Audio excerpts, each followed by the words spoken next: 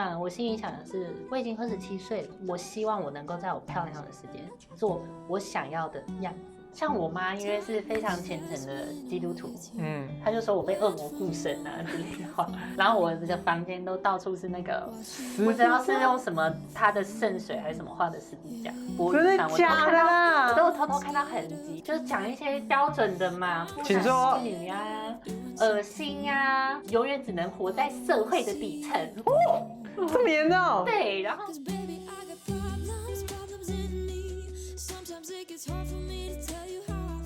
欢迎性别梦想成真，欢迎来到今天的我是女生，我是主持人艾莉。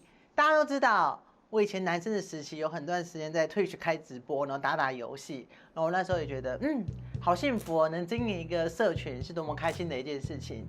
所以我今天请到我们的老同行小桃本人。我是小桃本人，那现在在Twitch做直播，主要都是以游戏直播为主。在我们节目开始之前，先进入到工商时间。你跟我一样是很害怕晒太阳的吸血鬼一族吗？或者你每天骑机车通勤在户外，也遭受到太阳的洗礼？我们肌肤里面每一寸的细胞都有谷胱甘肽，但只是随着我们的年龄的增加，所以浓度就渐渐的下降。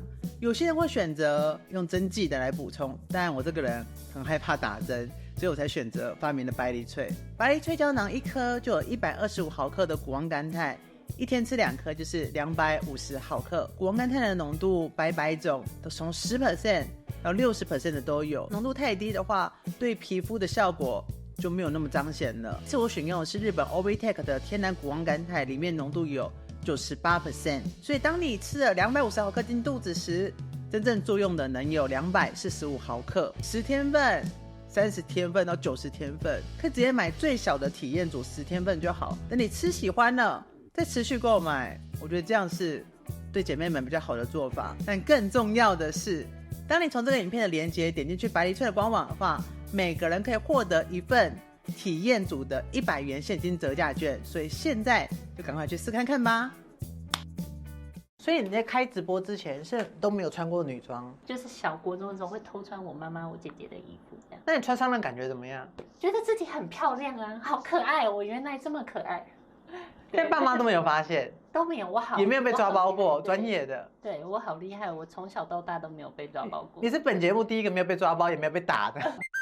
我确实也是跟家里做过家庭大革命。当时的那一任女朋友，她自己说自己算是泛性恋，对，她真的很漂亮，所以她也都知道我的状况，我也有跟她分享，她算是挺支持我，鼓励我去接发，那所谓的接发，你一时之间，你头发变到这么长，在腰部，对你的家人来说是一种冲击。妈妈就因为这件事情而革命，对，就革命。他们怎么说？像我妈，因为是非常虔诚的基督徒，她就说我被恶魔附身啊之类的话，然后我的房间都到处是那个，不知道是用什么她的圣水还是什么画的十字架，真的假的啦？我都偷偷看到痕迹，但我就不想讲。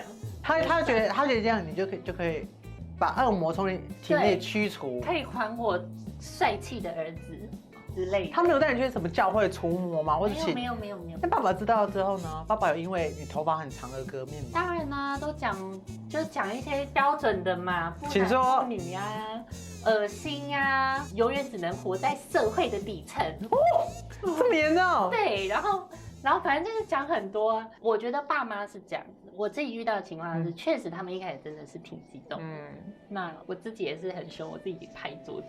我爸就一副想要丢东西的样子，然后我哥哥就阻止嘛，因为那时候我住家里。当天因为我高中同学，就晚上就跟他讲，我就说我要搬去，然后我哥哥就跟我一起帮我搬。我哥那时候也跟我说，我觉得这样也好啦，至少两边都冷静，不要住在一起莫名其妙。当初刚开始，我哥哥还因为我的事情一直跟我爸妈吵架。就是说我又没有做错什么，干嘛对我这样，或者是怎么样？所以拍桌子之后就决定对，这个家待不了了。在我们家的群组说，爸爸妈妈，我搬出去住了，我会好好照顾自己，不用担心我，就这样。那他们回什么？我记得我妈那时候就传了一个 OK 的贴图，就这样。对，爸爸没有语重心长的说什么，就没有说什么。然后我就半年都不回家。要过年的时候，我妈就命我说，要不要回家？要过年要回来吃个饭啊，或什么的。我就想说，好，过年还是要回家，然后回家，然后过年的时候，我也是有包红包给我爸妈，这样各18000，我爸妈就包给我10万，我嚇到，我想说怎么包那么多，然后我爸又把自己的私房钱偷偷包给我，回来前还问我说我想要吃什么，然后还准备我以前就喜欢吃的东西就可以给我，然后过年之后我就蛮常回家的，这也算是他们应该也是接受的信号。你要说他们接受吗？我觉得就算到现在，我觉得还是没有。他们爱我吗？那肯定是很爱我，所以我就是很明确的有感受到这件事情，所以我不管他们有没有接受，就是我觉得不用跟不同世代的人去做这种争论，只要我们的家庭是有爱去维系的，就足够了。对，我觉得这就很足够了。像是你过年第一次回去，那爸爸见到你有说什么吗？还是他其实没有勇于表达他的感受？但我爸爸一定会叫我的名字，或者是叫我弟弟，就是他对我的讲话方式一定都是这样。但我觉得没有关系啦，家人嘛。今年就是像我爸爸也会就是什么，我们大家一起在烤肉的时候，叫我们一起，然后他要拍照，他要炫耀给别人看他们家的小孩有长得多好看。我觉得他已经是非常爱我的，他已经尽力了。我是很明白的知道。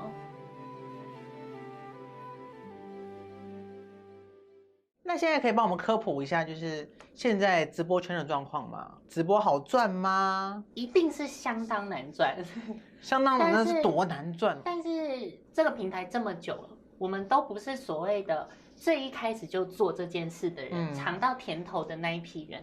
因为我在刚做直播退群的时候呢，就有很多的谩骂，然后因为有跨性别的身份，你，因为其实我不知道，狂喷一波，你这男扮女装，不男不女，你这个死人妖，对不起爸妈，我都快会背了。我会说我是女生，但你如果问我的生理性别，那我也会跟你说我生理性别确实是男生。有人觉得我在隐藏，是我平常没有讲，难道我每天直播都要讲一次吗？对，我讲过，但是你有没有听到是你家的事？很多观众觉得你不讲你就是欺骗。我就是遇到这件事，观众觉得我在欺骗，但他觉得我欺骗的点就是他不知道，他就很生气。一开始我觉得很烦，我就会ban掉，但是他办了太多账号了啊，因为他每次来我观众都会很生气，他就是一直攻击我。他会抨击你什么？他就是说什么一看就男的，或者是什么明明就是男生什么的，为什么要在这里骗钱？还说什么不知道大家知不知道我的真实性别？我的观众都说，其实他最喜欢你。因为他很努力的做了很多事，就是他知道我的本名是什么，他甚至会知道我以前的 ID，然后去搜我以前的照片。你现在要问我前女友我以前的 ID 是什么，他们都不会知道，然后这个人都知道。我的观众就跟我说，其实他才是最爱你的。我后来想想，好像是耶。到现在还在，到现在还在吗？他早就消失了。那你觉得变女生之后，开直播有没有给你什么正向的影响，或者正向？观众变多了，好像更多人喜欢你了，更多恋爱粉了。其实没有因为我一开播我就得到可能有200多人在看，就是在《永劫无间》这个游戏，对，我就是先去打了这个游戏的比赛，官方有在直播，然后就一直拍我。然后他们就觉得说，这个漂亮女生是谁？然后就有人说，那个小桃本人，就是我游戏的 ID 叫小桃本人。我现在就是退取这个平台上直播平台，我也叫小桃本人。然后后来就是因为这样子，我回去之后，我很多游戏里的朋友就说，小桃原来你长得很漂亮之类的，就这样跟我讲。不然他们原本就是看你游戏 ID 觉得你是一个猛汉是吗？当时很多游戏里的人都以为我在放假照片，他们都说我的上面放这个，然后都觉得实力这么强的，不可能是女生，通常是彪形大汉，对，不可能是女生，不然就是宅宅。对，但他们就是这样认为。你的战友已经搭配了很久了嘛，然后他就觉得你是假照片嘛。2个队友，一个队友是一个年轻的学生，是另一个队友做水电工的。对，因为我们算是莫名其妙都是游戏里的前几名的人，然后认识，然后一起组队去打比赛。对，然后后来我们那个年纪比较大，他都很喜欢对我开玩笑啊，每次都叫我小桃宝贝之类的这种话。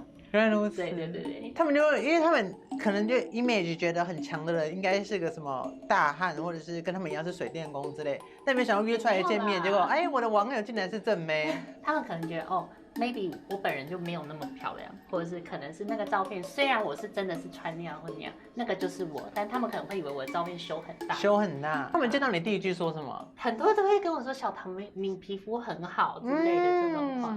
虽然还是都会有一些人都看得出来我是男生，但我觉得漂亮不一定要是很像女生，还是很像男生。我的退取的自我介绍上面，我只有直接就打我是跨性别这样。一开始我是没有打的，我不知道自己算不算跨性别。因为那个时候我刚开始播的时候，我就只是穿女装，我就喜欢我长头发，我漂漂亮亮的，我喜欢我这个样子，我觉得我这个样子很舒服，很自在。但是我没有特别去定义自己，因为我觉得没有必要。退取的生态很多都是非常直男的，所以在这个里面的话，确实会对。可能跨性别像你以前讲，你以前开播可能遭受了很多攻击，因为有一些称赞是跨性别听到会不开心，但是其实我知道他没有恶意，他可能会觉得说没有看过这么漂亮的男生这种话，我知道他本意真的是想要称赞我漂亮，我知道，所以我不会对这些人因为他们不理解，但大家都没有恶意啊，大家只是想要夸奖而已。因为他们小时候你说你没有想动变性手术嘛？既然没办法动变性手术，就没办法更换身份证。然后有很多跨性别姐妹就很执着，说我身份证一定要是女生。所以这点对你来讲其实没有任何的影响，你也不觉得？我觉得我身份证蛮漂亮的，有自己另外再去拍身份证的照片，所以我就觉得说，反正上面漂亮就好。所以其实你不在意那个数字是1还是2，或上面还是印男生女生。我其实没有特别在意那个，因为我觉得去唱 K 的时候被警察临检。他也不会理你，然后我自己的工作也是经营自己为主。你觉得这个社会上能在第一时间，然后看到你身份证是男生，然后又直接接受你是一位女生的核心关键是什么？出去我觉得讲白一点，你也没有那么重要，也就是说大家看你也没有那么重要，是大家也不会很认真的看你还是怎么样。了不起也好，你比较漂亮，别人会喜欢看你，只要你不是穿着一些奇装异服。那很多姐妹说我就穿我想穿的衣服啊，我穿水手服去肯德基。那为什么他们不承认我是女生 ？Why？ 人家对你会歧视的原因是什么？不一定是你的长相啊，可能是你做的事啊，可能是你经济状况啊，可能是你有没有照顾好自己亲戚朋友嘛。今天我的亲戚朋友都是会说我现在很漂亮啊，或什么的之类的这种话。那我觉得很大程度的原因也是因为我觉得他们认为我是一个能照顾自己的人，我觉得这是最重要的，就是你今天是一个独立的人，你能照顾自己，那别人有什么好歧视你的？讲白一点啦，亲朋好友亲戚也会很爱，就是婆婆妈妈就是最爱比较。那比较的时候，我儿子赚了多少这样？对，那不论你是什么身份，把自己做好，把自己照顾好。我觉得你就不太会遇到这些事，就算真的遇到，那又与你何干呢？做好自己啊。